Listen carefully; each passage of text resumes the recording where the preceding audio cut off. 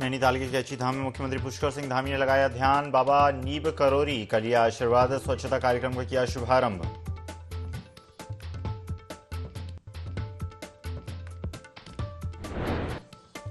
मकर संक्रांति स्नान आज। हरिद्वार गंगा में डुबकी लगा रहे श्रद्धालु। 7 जोन 17 सेक्टर में बांटा क्षेत्र।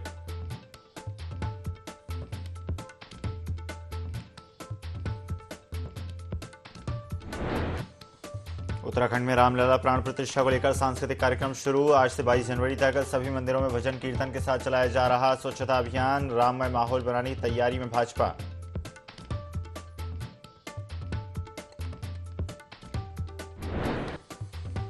स्वच्छता रैंकिंग गिरावट से सीएम धामी नाराज। प्रदेश भर में अभियान चलाने के लिए दिए निर्देश। दून, हरिद्वार, रुद्रपुर, हल्द्वानी व कोटद्वार नगर निगमों की स्वच्छता रैंकिंग में सुधार के लिए बने विशेष योजना।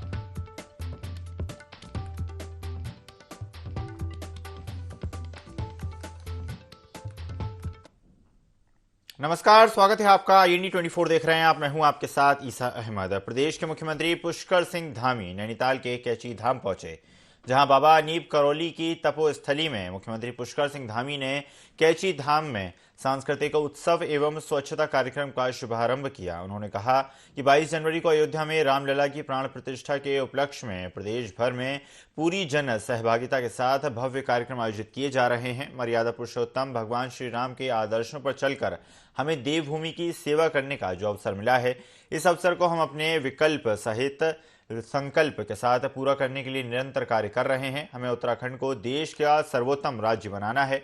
मुख्यमंत्री ने आगे कहा कि 22 जनवरी को भगवान सूर्य उत्तरायण में प्रवेश कर रहे हैं। इस शुभ अवसर पर अयोध्या में रामलला की प्राण प्रतिष्ठा हो रही है। पूरे प्रदेश में इस अवसर पर को दीपावली के रूप में मनाया जाएगा।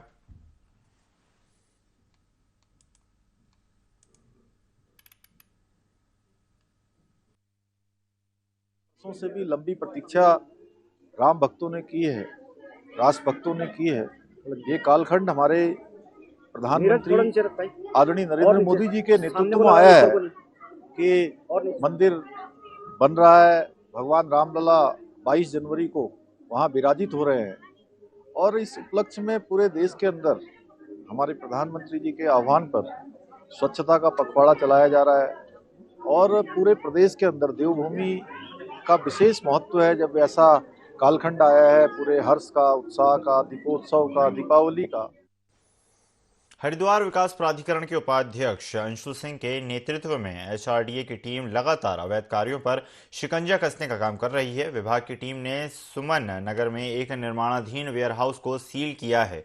वहीं वेयरहाउस के निर्माणकर्ता आशीष चौहान को पहले भी निर्माण रोकने का नोटिस दिया गया था और आदेश भी जारी किया गया था, लेकिन इसके बाद भी निर्माण कार्य चल रहा था।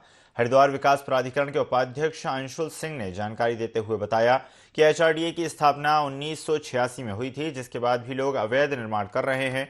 वहीं अवैध रूप से विकसित हुए वेयरहाउस और गोदाम को एचआरडीए ने चिन्हित किया है, जिसको विभाग ने नोटिस भी जारी किया है।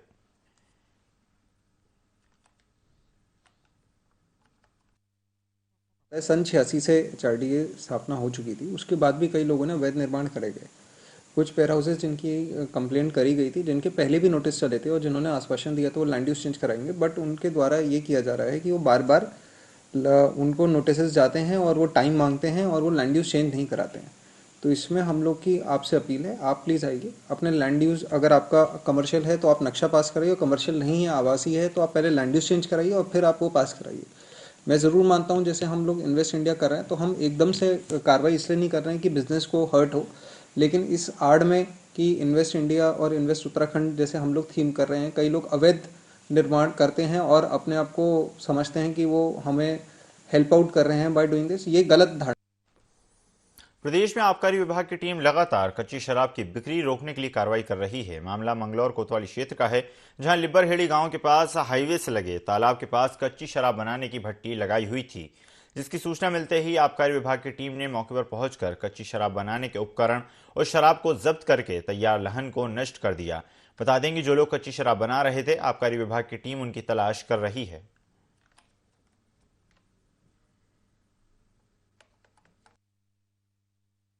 सूचना मिली थी रात मुखबिर से, हमारी भट्टी चल रही एक जोड़ के तालाब के पास हमने यहाँ रात में देखा, दबिश दी तो हमें वास्तव में ये सामान मिला, लेकिन हम घात लगा के बैठे हुए थे। जिसकी भट्टी है वो आके यहाँ इसको संचालन करेगा और हम उसको पकड़ेंगे, लेकिन वो रात भर यहाँ नहीं आया, जिसकी भी ये भट्टी थी। अब इसकी तफ्तीश की जाएगी, जांच की जाएगी, जिसकी होगी उसके खिलाफ कार्रवाई की जाएगी। पर्वतीय जनमंगल सेवा समिति की ओर से दिनेशपुर में आयोजित उत्तरायणी कार्यक्रम में लोक कलाकारों ने अपनी प्रस्तुति देकर समा बांधा। पर्वतीय समाज ने छोलिया नृत्य करते हुए नगर में शोभा यात्रा निकाली। उसके बाद मनीष मेहरा ने द्वीप प्रज्वलित कर सांस्कृतिक कार्यक्रम का शुभारंभ किया। प्रसिद्ध लोक गायक रमेश बाबू गोस्वामी, मेघा चंद्रा, दर्शन फरसवाल और देव मथेला की लोक कला सांस्कृतिक संगम के कलाकारों ने विभिन्न प्रस्तुति देकर सभी को मंत्रमुग्ध किया। छोलिया नृत्य की टीम दिन भर कार्यक्रम स्थल में घूमकर लोगों का मनोरंजन करती रही।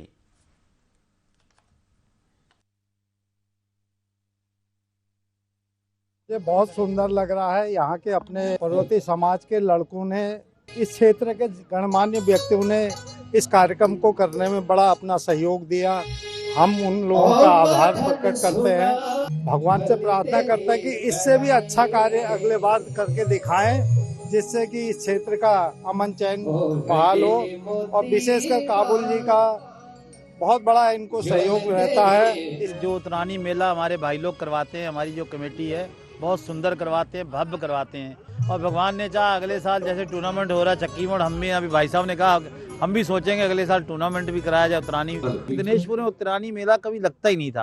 ये 7 साल हो गए हमारे भाइयों ने बढ़ चढ़कर उत्तरायणी मेला लगाया है। जनमंगल सेवा समिति जो दिनेशपुर में 2015 से ये हम लोगों ने सांस्कृतिक मंच स्थापित किया है। और हमारा उद्देश्य ये था कि तराई के क्षेत्र में जो पहाड़ से यहाँ पर आदमी आए हुए हैं, हमारी संस्कृति जो है अन्य धर्म जाति लोगों पर नहीं पहुँच रही थी। तो इस तराई के इस गुलदस्ते में हमने ये प्रयास किया कि अपनी सांस्कृतिक विरासत को उनके साथ हम जोड़े। इसी निमित्त आज उत्तरायणी के टाइम पर ही होता है ये, जब मकर संक्रांति का कार्यक्रम होता है उसी दिन पूरे पहाड़ में इस बहुत बड़ी उत्सव के रूप में ये त्योहार को मनाया जाता है। एसपी चंपावत अजय गणपति कुम्हार के निर्देश में नशा तस्करों के खिलाफ चंपावत पुलिस की ताबड़तोड़ कार्रवाई लगातार जारी है। मादक पदार्थों की तस्करी के खिलाफ ऑपरेशन क्रैकडाउन चलाया जा रहा है। अवैध चरस के साथ यूपी के 4 तस्करों को पुलिस ने गिरफ्तार किया। आरोपियों के पास से 3 किलो 735 ग्राम चरस बरामद की गई। एनडीपीएस एक्ट के तहत लोहाघाट थाने के एसओ सुरेंद्र सिंह कोरंगा के नेतृत्व में कार्रवाई की गई।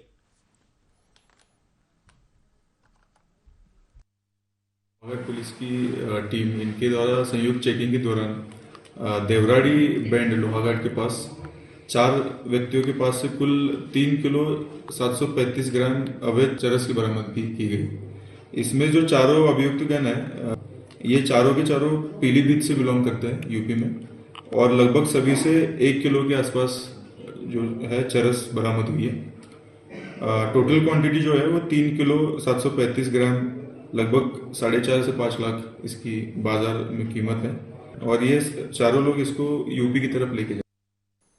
नगर पालिका परिषद जोशीमठ द्वारा पांडु नगरी पांडुकेश्वर में भगवान कुबेर के नवनिर्मित मंदिर परिसर और योग ध्यान बद्री मंदिर परिसर क्षेत्र में विशेष स्वच्छता कार्यक्रम चलाया जा रहा है। पालिका के स्वच्छता सुपरवाइजर अनिल कुमार ने बताया कि ये कार्यक्रम अयोध्या नगरी में भगवान श्री राम के मंदिर में प्राण प्रतिष्ठा के शुभ मुहूर्त पर सभी मंदिरों में एक विशेष स्वच्छता कार्यक्रम चलाए जाने के निर्देश प्राप्त हैं। उसी क्रम में नगर पालिका जोशीमठ द्वारा पांडुकेश्वर में भगवान कुबेर के मंदिर से स्वच्छता कार्यक्रम की शुरुआत की गई है। ये कार्यक्रम नगर के सभी मंदिरों में 14 जनवरी से 22 जनवरी तक चलाया जाएगा।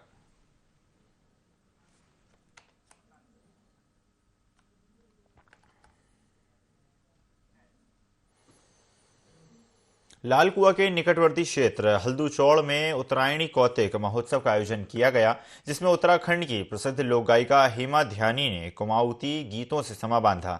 कार्यक्रम का अतिथियों ने द्वीप प्रज्वलित कर शुभारंभ किया, जिसके पश्चात मां नंदा सुनंदा की राज जात यात्रा निकाली गई और भक्ति गीत गाए गए। इस दौरान लोक गायिका हेमा ध्यानी ने कहा कि उत्तराखंड में कई प्रतिभाएं मौजूद हैं, जिसको आगे लाने के लिए प्रयास करना जरूरी है। कुमाऊनी गीत हमारी संस्कृति है, जिससे हमारी पहचान है। उत्तरायणी कौतिक महोत्सव हल्दूचौड़ के अध्यक्ष दिनेश पांडे ने कहा कि जनता के सहयोग से कार्यक्रम आयोजित किया जा रहा है।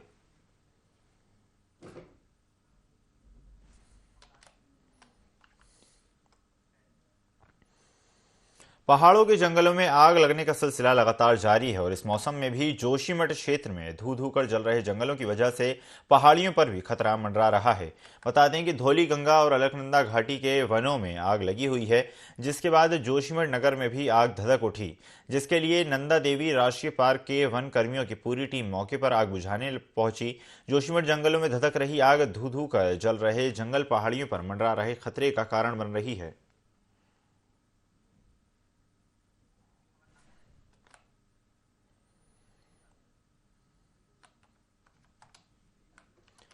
जोशीमठ से खबर आपको बता रहे हैं, जहां पर लगातार आग से एक संकट बढ़ता जा रहा है। जंगलों की आग पहाड़ों के लिए लगातार खतरा बनती जा रही है। लोकसभा चुनाव को लेकर बीजेपी ने अपनी तैयारियां तेज कर दी हैं। इसी को लेकर बीजेपी ने दीवार लेखन अभियान की शुरुआत की है। बीजेपी प्रदेश मीडिया प्रभारी मनवीर चौहान ने बताया कि 5 जनवरी से लोकसभा चुनाव की दृष्टि से दीवार लेखन का राष्ट्रीय अभियान शुरू किया गया है, जहां इसका प्रदेश अध्यक्ष महेंद्र भट्ट ने उत्तरकाशी के चिन्याली सौड़ से आगाज किया था। उन्होंने सबसे पहले दीवार लेखन किया और उसे नमो ऐप पर अपलोड किया।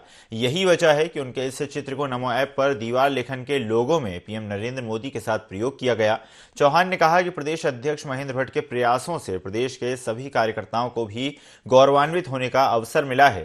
संगठित कार्यों के प्रति उनकी इसी तरह की सजगता सभी पार्टी कार्यकर्ताओं और पदाधिकारियों के लिए प्रेरणा का स्रोत है।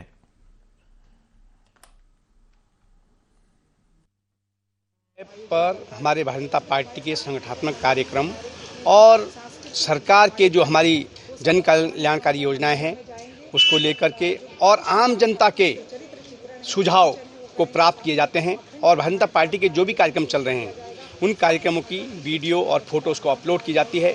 और देश भर में इस समय भारतीय जनता पार्टी का आगामी लोकसभा चुनाव को लेकर के जो दीवार लेखन का जो कार्यक्रम चल रहा है, उत्तराखंड में हमारे प्रदेश अध्यक्ष माननीय महेंद्र भट्ट जी के द्वारा सीमांत जनपद उत्तरकाशी के चिन्याली सौड़ से इस कार्यक्रम दीवार लेखन का कार्यक्रम का शुभारंभ किया गया और आदरणीय प्रदेश अध्यक्ष जी के द्वारा नमो ऐप पर सबसे पहले इसको अपलोड किया गया और नमो ऐप के द्वारा उत्तराखंड के प्रदेश अध्यक्ष जी की फोटो को उसके लोगो पर लगाया गया है, जो कि हमारे राज्य के लिए बहुत बड़ी सौभाग्य की बात है। बढ़ते खबरों में आगे, राम मंदिर की प्राण प्रतिष्ठा का निमंत्रण अस्वीकार करने के बाद कांग्रेस पार्टी भाजपा और अन्य हिंदुवादी संगठनों के निशाने पर आ गई है और इसी को लेकर पूर्व केंद्रीय मंत्री और हरिद्वार से भाजपा सांसद रमेश पोखरियाल निशंक ने भी कांग्रेस पार्टी पर निशाना साधा। उन्होंने कहा कि प्राण प्रतिष्ठा का निमंत्रण अस्वीकार करके बची खुची कांग्रेस खुद को पूरी तरह से खत्म करना चाहती है। देश के लोग कांग्रेस को जवाब दे रहे हैं और कांग्रेस पर ज्यादा टिप्पणी करना वो उचित नहीं समझते। बता दें कि सांसद रमेश पोखरियाल निशंक स्वामी विवेकानंद की जयंती के अवसर पर हरिद्वार के रामकृष्ण मिशन अस्पताल में आयोजित युवा दिवस में भाग लेने पहुंचे थे। इस दौरान उन्होंने राम मंदिर को लेकर कांग्रेस पार्टी पर तंज कसा।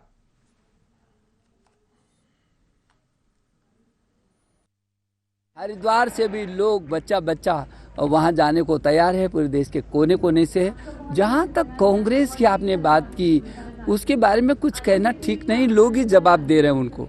अरे राम तो सबके हैं, आपके भी तो राम हैं। ये पूरी दुनिया, इंडोनेशिया मुसलमानों का सबसे बड़ा देश है दुनिया का। वहाँ हर गांव में हर शहर में रामलीला खेली जाती है। वो अपना आदर्श पुरुष यदि किसी को मानते हैं तो राम को मानते हैं, राम की संस्कृति में पलते हैं। तो ये कांग्रेस तो मेरी समझ में नहीं आता कि क्या हो गया इनको। अयोध्या में 22 जनवरी को रामलला की प्राण प्रतिष्ठा होगी और इससे पहले उत्तराखंड में संस्कृति विभाग मंदिरों में राम कथा सहित स्वच्छता अभियान चलाएगा। यह अभियान 14 जनवरी से सभी जनपद में किए जाएंगे।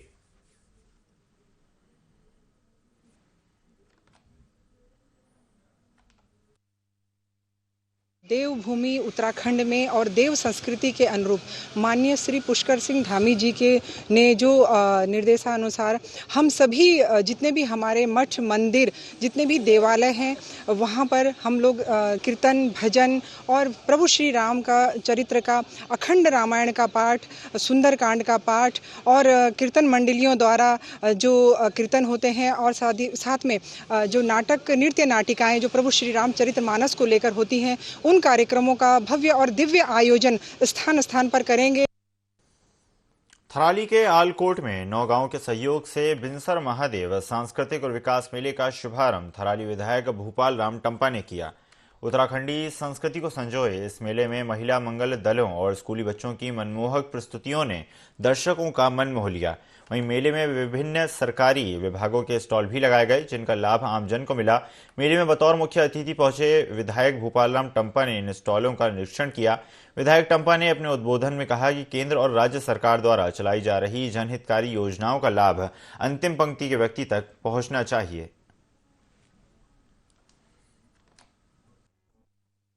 क्षेत्र के 9 ग्राम पंचायतें हैं और यहाँ पर चूंकि बिनसर महादेव इस पूरे क्षेत्र का एक, जिसको कहते हैं कि धार्मिक भावनाओं का एक इष्ट देव है। और आज मुझे बड़ी खुशी हुई इस बात की कि इस क्षेत्र के सभी लोगों ने मिल करके वहाँ पर बिनसर महादेव में मंदिर निर्माण का जो निर्णय लिया है आने वाले समय के लिए, और इस क्षेत्र की जो हमारी धार्मिक सांस्कृतिक जो भावनाएं रही हैं, जो हमारा श्रद्धा का भाव रहा है, कहीं न कहीं वो आने वाली जो हमारी दूसरी पीढ़ी होगी उस पीढ़ी तक ये कैसा हम अपना भाव रखते हैं, निश्चित रूप से एक बेहतर संदेश इससे जाएगा। मुख्य आधार शिविर और पांडु नगरी के नाम से प्रसिद्ध पांडुकेश्वर गांव में नवनिर्मित भव्य और दिव्य मंदिर में भगवान कुबेर जी की मूर्ति मकर संक्रांति के पावन पर्व पर विराजमान हो जाएगी, जिसके लिए मंदिर में धार्मिक पूजन और अनुष्ठान, महाविद्या पाठ सहित अन्य पूजाएं वैदिक परंपरा के साथ शुरू हो गई हैं। वहीं पांडुकेश्वर में स्थित योग ध्यान बद्री मंदिर और इसके आसपास के परिसर की भी साफ सफाई बीकेटीसी उपाध्यक्ष किशोर पवार के मार्गदर्शन में बीकेटीसी मंदिर समिति के कर्मचारियों ने बृहद स्वच्छता अभियान चलाया है।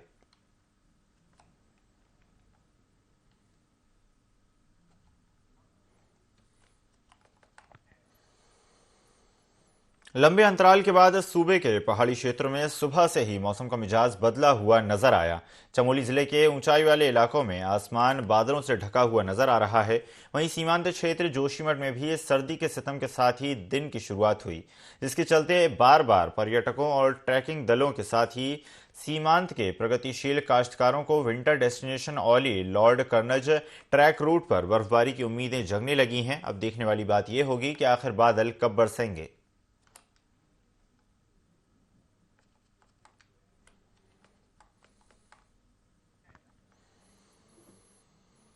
संभागीय परिवहन विभाग की टीम ने मसूरी से संचालित की जा रही टैक्सी स्कूटियों का सत्यापन करने के लिए शिविर का आयोजन किया।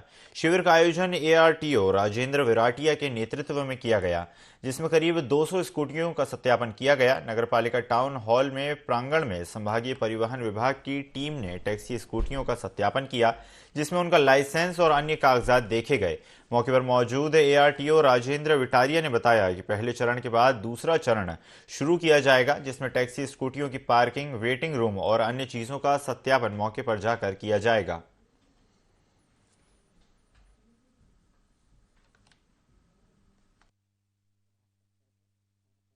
स्कीम है क्योंकि आदमी आता है और मेरे ख्याल से 3-400 में पूरी मसूरी घूम के चलता है एक दिन में। और दूसरी बात जो सत्यापन कर रहे हैं, सत्यापन अच्छी बात है कि सत्यापन होना चाहिए। और ARTO साहब का कहना ये था कि जो नो पार्किंग में गाड़ी खड़ी करी जाएगी उसका चालान किया जाएगा, और जो यथास्थान चलाते रहेंगे तो उसमें हमें कोई दिक्कत नहीं। नो पार्किंग में कभी भी हमारा कोई स्कूटी संचालक गाड़ी खड़ी नहीं करता है, वो कस्टमर जाके खड़ी करता है और वो कस्टमर को पता नहीं होता कि उसे गाड़ी कहाँ खड़ी करनी होती है। हमने सत्यापन सुबह से कर लिया है और 500 जो है हमारे पास यहाँ पर लगभग इसका आंकड़ा था कि होने की संभावना है। देखिए, फर्स्ट फेज़ में हमने जो है इनका चिन्हीकरण किया है कि मसूरी में कितनी रजिस्टर्ड है और कितनी अभी संचालित हो रही हैं, तो इसलिए हमने स्टिकर के माध्यम से उनका जो है आज सत्यापन कर लिया है। और सेकंड फेज़ में हम इनकी जितनी आज हम यहाँ पर सत्यापन किया गया है, इनके मौके पर जाकर इनके स्थान का सत्यापन किया जाएगा, क्या इनके पास इतनी पार्किंग अवेलेबल है या नहीं है। हम इन पर जो है कठोर कार्रवाई करेंगे। अगर कोई भी वाहन जो है अपने पार्किंग स्थल से अलग अन्यत्र पाया जाता है तो उसके लाइसेंस के विरुद्ध कार्रवाई की। भोजन माताओं ने अपनी 3 सूत्रीय मांगों को लेकर विशाल जुलूस निकाला। जुलूस निकालकर भोजन माताएं जिला अधिकारी कार्यालय पहुंची। उनका कहना है कि सरकार भोजन माताओं के साथ पक्षपात करती है। वो 12 महीने की ड्यूटी देती हैं और उनको सिर्फ 11 माह का वेतन दिया जाता है और उनके लिए कोई छुट्टी का प्रावधान नहीं है। भोजन माताओं का कहना है कि हम 3 सूत्रीय मांगों को लेकर यहाँ आए हैं। एक तो मानदेय 15,000 रुपये किया जाए, हमें 12 माह का वेतन दिया जाए, साथ ही हर भोजन माता का कम से कम 5 लाख तक का बीमा करवाया जाए। अगर सरकार हमारी मांगे पूरी नहीं करती है तो हम जिला अधिकारी कार्यालय में धरने पर बैठ जाएंगे और जिसकी जिम्मेदारी सरकार की होगी।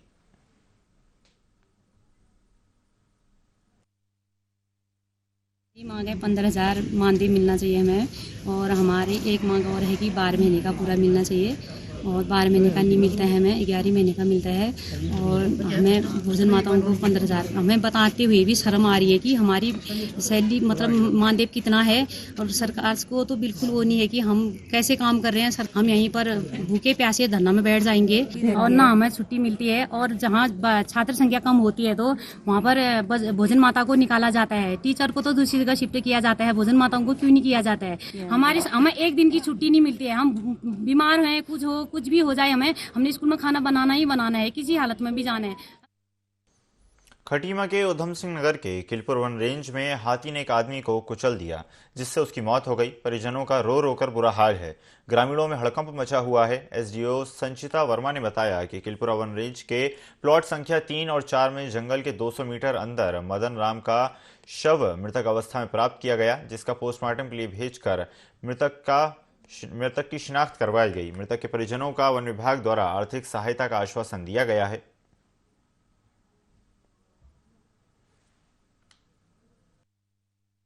गए, हाथी ने मारा उन्हें। सुबह मॉर्निंग में मिली है उनकी डेड बॉडी 7 बजे। फिर हम लोगों ने फिर रात में वेट भी किया, 6 बजे तक नहीं आए वो। फिर उसके बाद मॉर्निंग में छानबीन करी, गांव वालों को लेके इकट्ठा करके मॉर्निंग में मिली है 11 बजे। को जानकारी प्राप्त हुई कि तराई पूर्वी वन प्रभाग की किलपुरा रेंज से कि किलपुरा बीट में जो उसके प्लॉट संख्या 3 और 4 है, उसके सीमा क्षेत्र पे मिलान पर पे एक व्यक्ति की हमको शव प्राप्त हुआ है। हमने उसका मुआयना किया, वहाँ पर घटनास्थल का मुआयना किया तो पता चला कि वो जो शव है वो मदन राम जी का है, और प्रत्यक्षदर्शियों के द्वारा बताया गया कि वे ये घास काटने के उद्देश्य से शायद वन क्षेत्र में आए थे, और हाथी के हमले में संभवतः उनकी मृत्यु हुई। तो आगे की कार्रवाई भी जारी है और स्टाफ को भी निर्देशित कर दिया गया है। इस बुलेटिन में फिलहाल इतना ही। खबरों का सिलसिला लगातार जारी है, बने रहिए IND 24 के साथ। नमस्कार।